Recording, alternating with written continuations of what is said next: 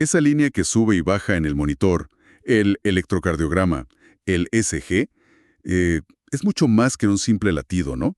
Es como una ventana eléctrica al corazón. Totalmente. Una ventana que nos dice muchísimo. Bienvenidos a esta exploración detallada. Hoy nos vamos a meter de lleno en cómo el ECG nos muestra la salud del músculo cardíaco si hay problemas de flujo. Y nos basaremos en partes clave del capítulo 12 del Tratado de Fisiología Médica de Guyton y Hall. Exacto. La idea es entender bien los principios detrás de esas líneas.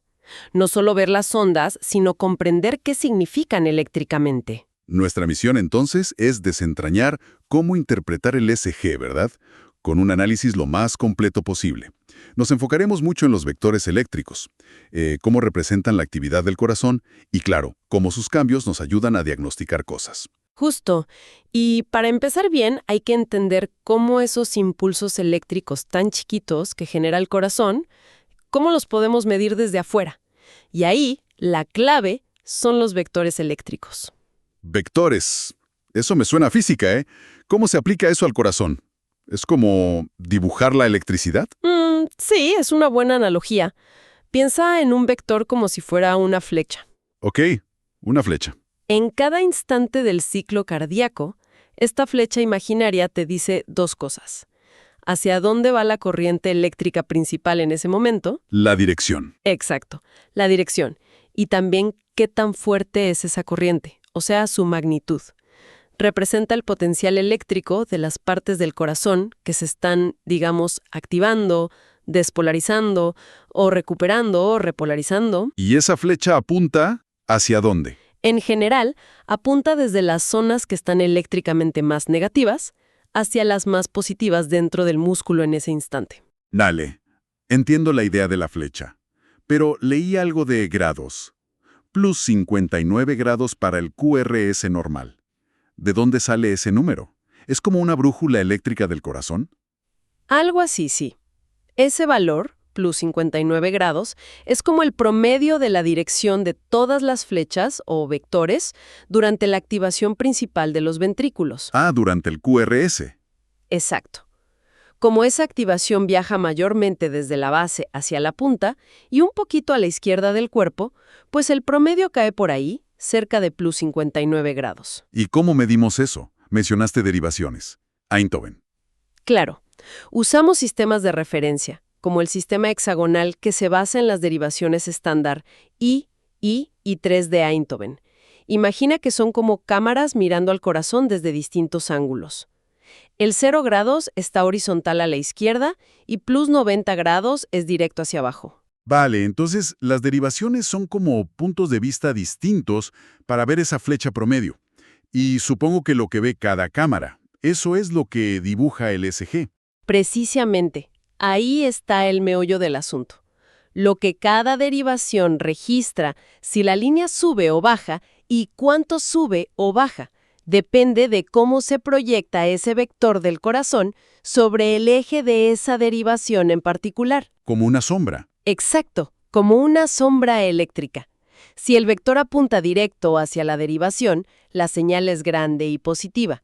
Si apunta en dirección contraria, es negativa. Si apunta de lado, la señal es pequeña. Pura geometría aplicada a la fisiología. Ok, creo que ya lo visualizo mejor, lo de la sombra en diferentes paredes me ayuda. Hablemos entonces de lo más visible, ¿no? Esa espiga grande, el complejo QRS. ¿Qué pasa ahí eléctricamente paso a pasito? Bueno, el QRS es la película de la despolarización ventricular, la activación eléctrica que hace que los ventrículos se contraigan. Pasa muy rápido, pero tiene un orden. A ver. Primero se activa una partecita del septo, la pared entre los ventrículos, y lo hace de izquierda a derecha. Eso genera unos vectores iniciales chiquitos que apuntan un poquito a la derecha. O sea que el primer chispazo eléctrico visible va hacia la derecha. Correcto, aunque es muy breve. Casi al instante, la onda principal de activación viaja rapidísimo por las paredes de los dos ventrículos. Va desde adentro, el endocardio, hacia afuera, el epicardio, y sobre todo hacia la punta del corazón. Ahí es donde se genera el voltaje más grande, imagino. Justo. Esta es la fase principal, la que genera los vectores más grandes, apuntando fuerte hacia abajo y a la izquierda. Y esta fase es la que crea la onda R, la deflexión positiva grande que vemos casi siempre, por ejemplo, en la derivación I. Ahí está la espiga que todos conocemos. La R. Esa misma. Y ya al final, lo último que se activa son las bases de los ventrículos, allá arriba, cerca de las válvulas. Los vectores en esta fase final son más pequeños y a menudo apuntan como hacia atrás, a veces un poquito a la derecha. Y eso puede generar la onda S, esa bajadita después de la R. La S. Vale. ¿Y después? Una vez que todo el ventrículo está despolarizado, eléctricamente activado, ya no hay flujo neto de corriente. El vector se hace cero y la línea del SG vuelve a la línea base, tranquila, esperando el siguiente evento. Entonces, si juntamos todo eso, la forma exacta del QRS en cada derivación, en las 12 derivaciones, es como ver esta película de activación desde 12 ángulos diferentes. Es casi una reconstrucción 3D eléctrica. Exacto. Esa es una muy buena manera de verlo. La secuencia, la dirección de los vectores en cada momento, cuánta masa muscular participa, todo eso define la forma, la altura, si es positivo o negativo el QRS en cada cámara o derivación. Y como la mayor parte del músculo se activa hacia abajo y a la izquierda, Pues por eso el QRS es predominantemente positivo en derivaciones como la I y la 2, que miran más o menos en esa dirección. perfecto. Corazón activado con el QRS. Pero luego, tiene que recargarse, ¿no? Para el siguiente latido. Ahí entra la onda T. ¿Qué nos dice esa onda? La onda T, sí, representa la repolarización ventricular. Es el momento en que las células del músculo ventricular recuperan su estado eléctrico de reposo, se ponen listas para el próximo estímulo. Y aquí viene algo súper interesante y que a veces confunde un poco. A ver, Resulta que, aunque la repolarización es como el proceso de apagado eléctrico, o sea, las células vuelven a ser negativas por dentro, la onda T normalmente es positiva, igual que el QRS. esa es la pregunta. Si es un proceso inverso a la activación, ¿no debería ser una onda negativa? Excelente pregunta. Y la respuesta está en el orden. El orden en que se repolariza el ventrículo. Fíjate, las últimas células en activarse, las de afuera, las del epicardio, sobre todo cerca de la punta, Las últimas en activarse. sí, esas son las primeras en empezar a repolarizarse, a recuperarse. La repolarización va de afuera hacia adentro. Al revés que la activación. Exacto. Va al revés. Como la carga negativa está reapareciendo primero afuera, que eléctricamente es como si la carga positiva desapareciera primero de afuera, el vector neto de repolarización también apunta en promedio desde adentro hacia afuera, similar al de despolarización. Ah. Y como ese vector se aleja de la negatividad interna y apunta hacia los electrodos positivos de las derivaciones estándar, pues la onda T se registra positiva. Ah.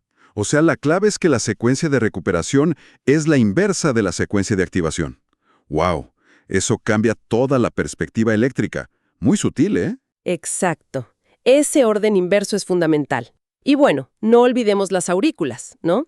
Su activación, la despolarización auricular, es la que crea la onda P. ¿La onda P? Claro, la primera ondita. Esa. Empieza arriba a la derecha, en el nodo sinusal, y viaja hacia abajo y a la izquierda, hacia el nodo AB. Por eso su vector también apunta en esa dirección general, y la onda P suele ser positiva en las derivaciones I, 2 y 3. Y se repolarizan las aurículas. Sí, claro. Hay una onda T auricular, pero es muy chiquita y normalmente ocurre al mismo tiempo que el QRS, que es mucho más grande, así que queda totalmente escondida, eclipsada. Entendido. Mencionamos antes el eje eléctrico promedio del QRS, eso de plus 59 grados. En la práctica, con un SG real, ¿cómo se calcula? ¿Cómo sabemos dónde está el eje de un paciente? Hay varios métodos, pero uno muy común usa las derivaciones estándar I y 3. Es bastante visual. A ver, ¿cómo? Mides la amplitud neta del complejo QRS en la derivación I y en la 3. Neta significa sumar lo que sube y restar lo que baja, en milímetros o milivoltios. Ok, un número para la I y otro para la 3. Exacto. Luego, esos números los dibujas sobre los ejes correspondientes del sistema hexagonal que mencionamos. El eje I está a 0 grados, el 3i a plus 120 grados. Vale. Pones un punto en cada eje según el valor que mediste. Y desde cada punto trazas una línea perpendicular a su eje. Donde esas dos líneas perpendiculares se cruzan, ahí está la punta del vector QRS medio. Ah, como encontrar un punto en un mapa usando dos coordenadas. Justo así. La línea desde el centro del sistema hasta ese punto de cruce te da el eje en grados. Vale, como triangular la posición.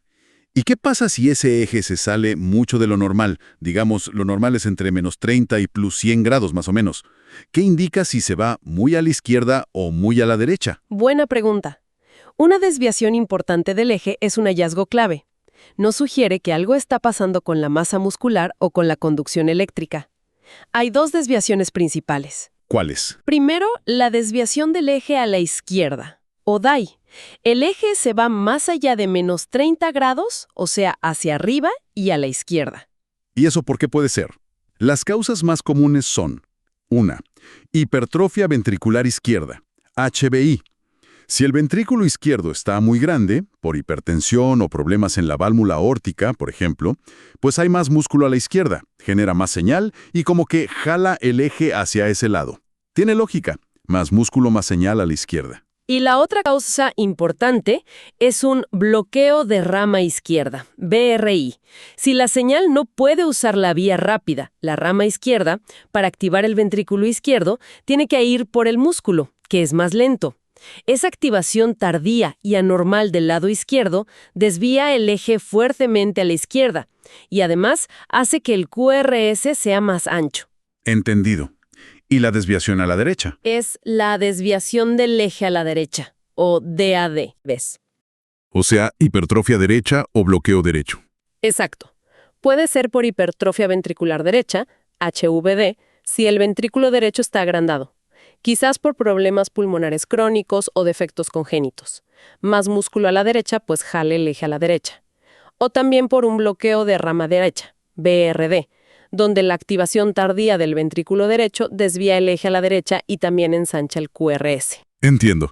Es como si el lado del corazón que tiene más músculo o el que se activa más tarde de lo normal termina como ganando en la dirección eléctrica promedio. Esa es una forma muy buena e intuitiva de verlo, sí. El equilibrio eléctrico se rompe. Ok, ya vimos la dirección, el eje. Pero la fuerza de la señal, la altura de las ondas QRS, también importa, si son muy altas o muy bajas. Absolutamente. El voltaje del QRS es otro dato fundamental.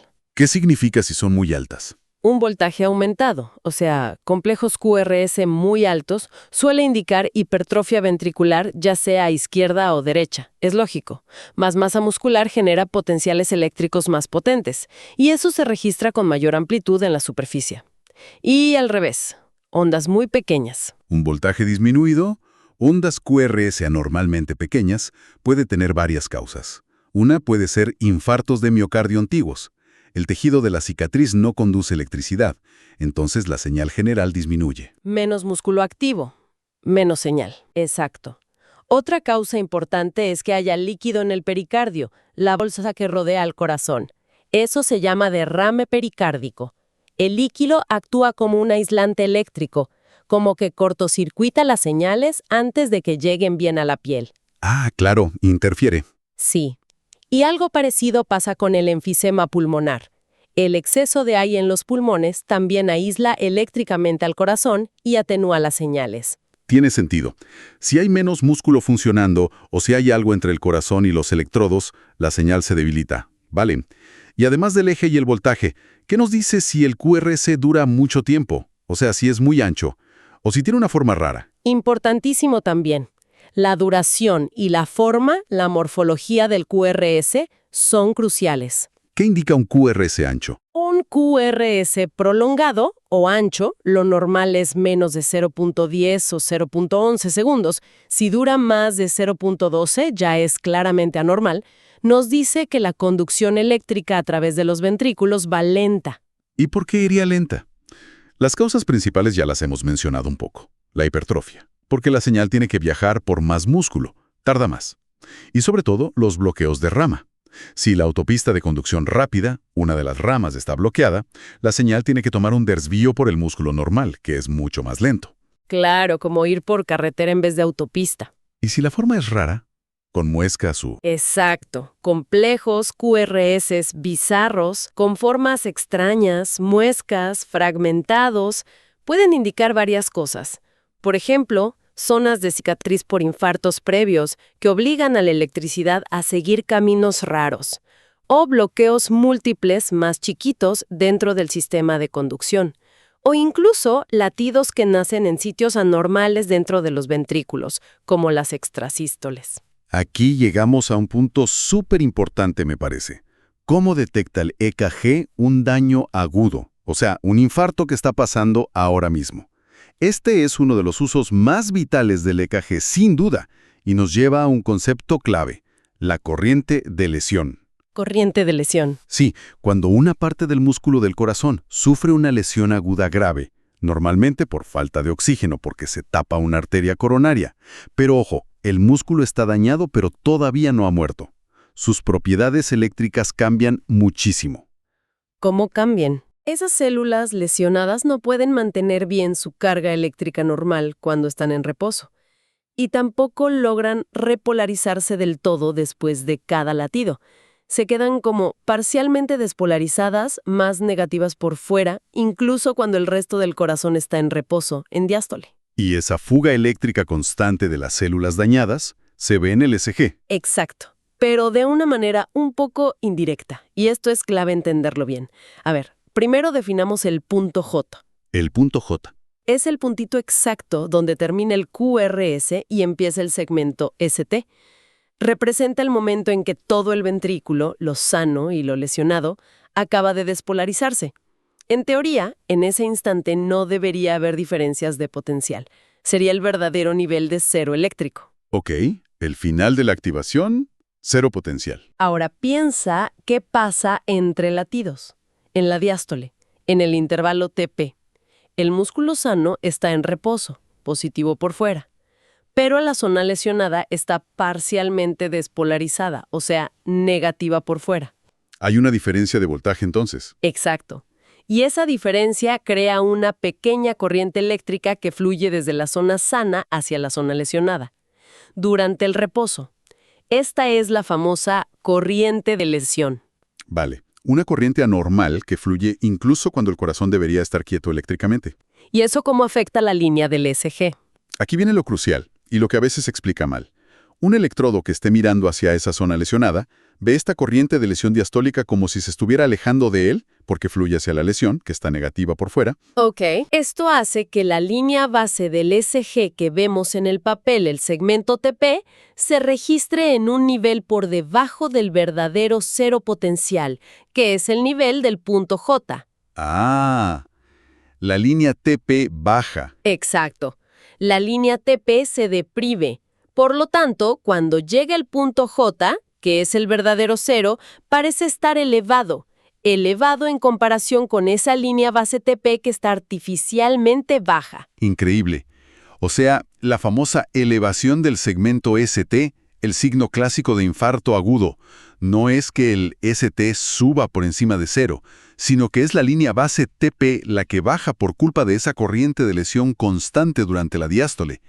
Eso cambia totalmente como lo veo. Precisamente esa es la explicación fisiológica. Y entender esto es vital, porque ver una elevación del ST y en qué derivaciones aparece nos dice que hay una lesión aguda, dónde está, pared anterior, inferior, y que hay que actuar ya. Claro, es una emergencia.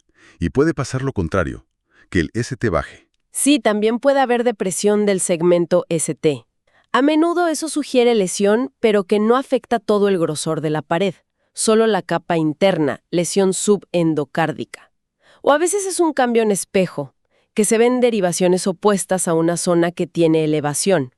Y muy relacionado, pero distinto, está la isquemia. Isquemia, falta de oxígeno, ¿no? Pero sin daño todavía. Eso es, falta de flujo sanguíneo, pero sin lesión celular irreversible aún. La isquemia afecta sobre todo la repolarización, o sea, la onda T. Puede causar inversión de la onda T, que sea negativa donde debería ser positiva, o a veces ondas T muy altas y picudas. El dolor de pecho que da por isquemia, que va y viene, es la angina de pecho. ¿Y si el infarto ya pasó? Si hay cicatriz.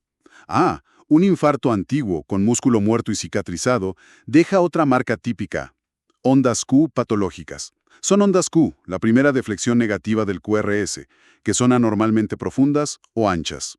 La cicatriz no genera electricidad, entonces el electrodo como que ve a través de ella la actividad eléctrica de la pared opuesta, que se aleja. Entendido. Ondas Q para infarto antiguo, ST para lesión aguda, T para isquemia. Más o menos. Ya vimos por qué la T normal es positiva y cómo la isquemia la afecta. Hay otras cosas que cambian la onda T. Sí, varias cosas pueden alterar la repolarización y por ende la onda T. Por ejemplo, la conducción lenta, como en los bloqueos de rama que ensanchan el QRS. Los que desviaban el eje y ensanchaban el QRS. Esos mismos. Si la activación-despolarización es lenta y anormal, la recuperación-repolarización también lo será.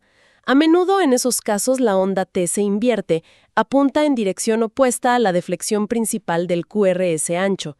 Se le llama inversión secundaria, porque es consecuencia del trastorno de conducción. Vale.